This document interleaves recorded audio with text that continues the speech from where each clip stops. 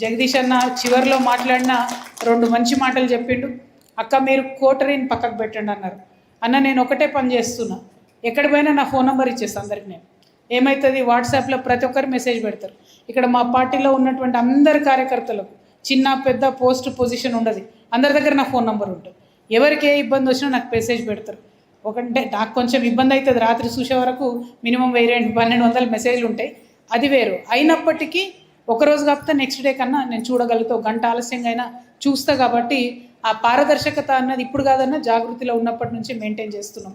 నేను కూడా కోటరీకి బలైనటువంటి వ్యక్తినే, కోటరీకి బలై మరి ఉన్నటువంటి వ్యక్తిని. కాబట్టి టీఆర్ఎస్ కొత్త టీఆర్ఎస్ 2.0లా కోటరీకి స్థానం ఉండదు. కోటరీకి స్థానం లేకుండా డైరెక్ట్ హార్ట్ టు హార్ట్ కలిసి భుజం కలిపి పనిచేసేటోళ్లకు వారికి అవకాశం ఉండాలి, నాతో చెప్పడానికి నాకు అవకాశం ఉండాలి, వారితో ఐడియా పంచుకోవడానికి. అటువంటి ఒక మంచి సాంప్రదాయాన్ని తెలంగాణ రాష్ట్రంలో తప్పకుండా తీసుకొని వస్తాం. రెండవది, మీరు ఇంకొక మాట అన్నారు, మొదటి నుంచి కష్టపడడానికి టికెట్ ఇయ్యరు, అదొక ఇబ్బంది అవుతుంది. ఎగ్జాంపుల్ కరీంనగర్ ఏదన్నా మన మీద లాఠీలు జుల్పించినటువంటి గంగుల కమలాకర్ గారు అదే టీఆర్ఎస్ పార్టీలోకి వచ్చి అక్కడే టికెట్ తీసుకొని మళ్ళీ మన నెత్తి మీదకే ఆడినటువంటి పరిస్థితి. అట్లాంటి పరిస్థితి ఇక్కడే కాదు, అనేక చోట్ల జరిగింది. ఉద్యమాన్ని వ్యతిరేకించినటువంటి వాళ్ళు మళ్ళా పాత బీఆర్ఎస్ పార్టీలోకి వచ్చి టికెట్లు తీసుకొని చేయడం. అయితే దీంతో పాటు మీరు ఇంకొక మాట కూడా అన్నారు, ఎలక్షన్లు ఎక్స్పెన్సివ్ అయిపోయినాయి ఎట్లా చేద్దామని అన్నారు. ఆ వ్యవస్థను తగ్గించే విధంగా, ప్రజలతోని హార్ట్ టు హార్ట్ కనెక్ట్ పెట్టుకునే విధంగా డెఫినెట్గా ప్రయత్నం చేస్తామన్నా. ఖచ్చితంగా ఒక మంచి కోఆర్డినేషన్, ఒక మంచి కాంబినేషన్. సామాజిక తెలంగాణ అని ఉట్టిగా చెప్తలేను నేను. బీసీలకు అవకాశం రావాలి, ఎస్సీలకు అవకాశం రావాలి, ఎస్టీలకు అవకాశం రావాలి. అవకాశం కన్నా ఎక్కువ ఒక గుండె ధైర్యం రావాలి. ఏమని, జనరల్ సీట్ ఉంటే కూడా నేను కొట్లాడగలుగుతాబాయ్ అనే గుండె ధైర్యం రావాలి. అది వచ్చినప్పుడు నిజమైన సామాజిక తెలంగాణ అవుతుంది. అంతేగాని వీళ్ళకి రిజర్వేషన్ ఇక్కడ ఉంది ఎస్సీలకు కాబట్టి అక్కడే ఇస్తాం అనేటటువంటిది కాదు. ఎక్కడ ఉన్నా సరే నేను నా చైతన్యంతో, నా పార్టీ అండతోని ఎక్కడైనా గెలుస్తానే గుండె ధైర్యం వస్తే నా డెఫినేషన్ ప్రకారం సామాజిక తెలంగాణ సాధనలో మనం ముందడుగేస్తున్నట్టు అవుతుంది. మన మైనారిటీ సమూహాలు, అది ముస్లిమ్స్ అయినా క్రిస్టియన్స్ అయినా ఫ్రీగా ఊపిరి పీల్చుకోగలిగితే అది మంచి తెలంగాణ అవుతుంది. దానికోసం ఖచ్చితంగా 101% ప్రయత్నం చేస్తాం. విద్యా వైద్యం ఉచితమని ఉట్టిగా చెప్పలే అన్న, సంవత్సరం పాటు ఇంటర్నేషనల్ లెవెల్లో ఉన్నటువంటి ఎక్స్పర్ట్స్తోని, మేధావులతో మాట్లాడిన తర్వాత, మా పార్టీ పెట్టే కన్నా ముందు ఒక 50 కమిటీలు వేసిన తర్వాత, ఆ కమిటీల సారాంశాన్ని తీసుకున్న తర్వాతనే ఉచిత విద్య, ఉచిత వైద్యం అనేటటువంటి అంశాన్ని చెప్పిన. అది ప్రభుత్వం అనే కాదు, ప్రైవేట్లో కూడా ఉచితంగా రావాలి. దానికోసం బడ్జెట్ను, ప్రణాళికలను అన్నిటినీ కూడా సిద్ధం చేసుకుంటా ఉన్నాం. ఏది ఉట్టుగా చెప్పలేదు నేను. మా ఆడవాళ్ళకి రేషం ఎక్కువ ఉంటుందన్న, చెప్పి మాట పోగొట్టుకోం. చెప్పినామంటే మాట పోగొట్టుకుంటే క్వశ్చనే ఉండదు. ఇప్పటిదాకా మీరు మగవాళ్ళ పాలనలు, అయ్యల పాలనలు, అన్నల పాలనలు అన్నీ కూడా చూసింది. మాటను నిలబెట్టుకున్నటువంటి సందర్భాలు తక్కువ ఉన్నాయి. రేపటి నాడు మీ ఆడబిడ్డకు కూడా ఒకసారి మీరు ఆలోచన చేసి మద్దతు ఇస్తే ఎట్లా ఉంటుంది అన్నది, ఆ మార్పు ఏందన్నది మీరే గమనిస్తారన్న విషయాన్ని మేము తెలియజేస్తాము. అయితే లక్ష్యం, గమ్యం ఎంత పెద్దదైనా గమనం కూడా అంతే ఇంపార్టెంట్. మనం పోయే తొవ్వ నైతిక విలువలతో కూడినది అయి ఉండాలి. మనం పోయే తొవ్వ 10 మందిని కలుపుకొని పోయేది అయి ఉండాలి. అటువంటి ప్రయత్నమే ఇవాళ రక్షణ సేన చేస్తున్నది. ఈ రౌండ్ టేబుల్ పెట్టడానికి కూడా అదొకటే కారణం. మా అంతటా మేము పోవచ్చు, మీటింగ్ పెట్టుకోవచ్చు, 100 మందిని పోగేయచ్చు, ముచ్చట పెట్టి వెళ్ళిపోవచ్చు. కానీ అట్లా కాదు. ఖచ్చితంగా మేధావుల భాగస్వామ్యం మాకు కావాలి. ఖచ్చితంగా రిటైర్డ్ ఎంప్లాయీస్ యొక్క ఎక్స్పీరియన్స్ మాకు కావాలి. ఖచ్చితంగా మాజీ మావోయిస్టులు మా అన్నలు ఉన్నారు, వాళ్ళందరి యొక్క పదునైనటువంటి భావజాలం మాకు కావాలి. ఖచ్చితంగా మా ఆడబిడ్డలు యంగ్స్టర్స్ ఉన్నారు, వాళ్ళందరి యొక్క స్పిరిట్ మాకు కావాలి. ఆ ఊడుకునెత్తురు మాకు కావాలి. అన్నిటి కలయిక అయితేనే ఈ పార్టీ ముందుకు పోతుంది, తెలంగాణ ముందుకు పోతుంది. తప్పితే ఏదో ఒంటుకొమ్ము సొంటికాయ లెక్క రాజకీయం చేస్తామంటే అది అయ్యే పని కాదు.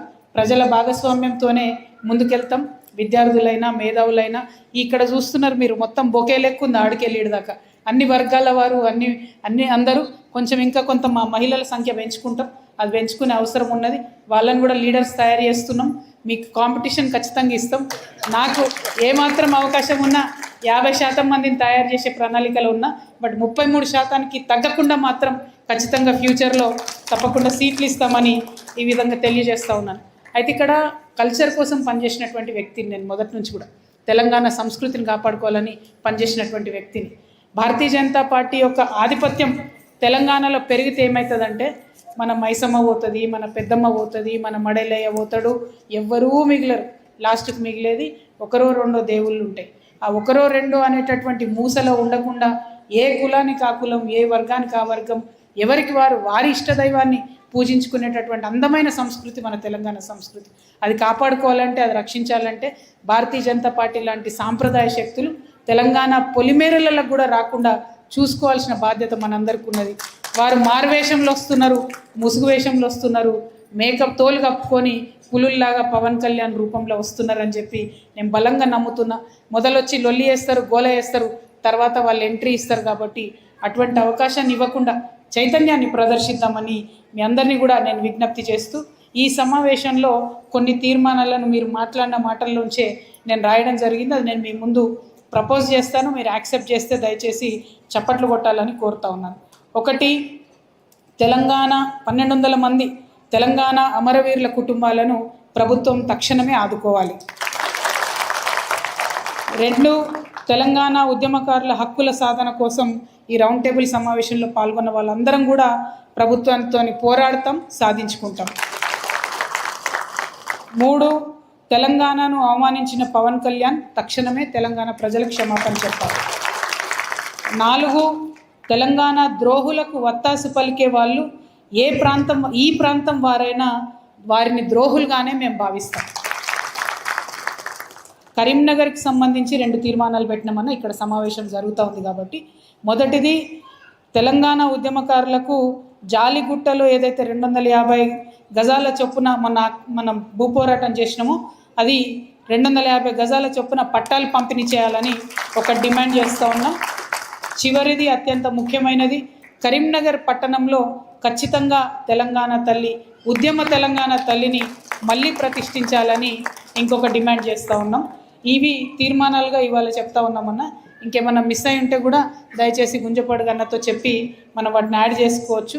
అల్టిమేట్గా మళ్ళీ ఒకటే, ఇంతమంది మా ఆడబిడ్డలు, మహిళా మనులు అక్కడ జెండా కార్యక్రమం దగ్గర నుంచి ఎదుర్కొని స్వాగతం పలికి జెండా కార్యక్రమాన్ని సూపర్ సక్సెస్ చేసి ఇక్కడ దాకా వచ్చి 3 గంటలు మన రాష్ట్రం కోసం, మన ప్రాంతం కోసం, మన ఆత్మగౌరవం కోసం మీ అందరూ కూర్చున్నందుకు, మీ అంత మేధస్సును పంచినందుకు హృదయపూర్వకంగా ధన్యవాదాలన్నా. శిరస్సు వంచి అందరికీ ప్రణామాలు చేస్తున్నా.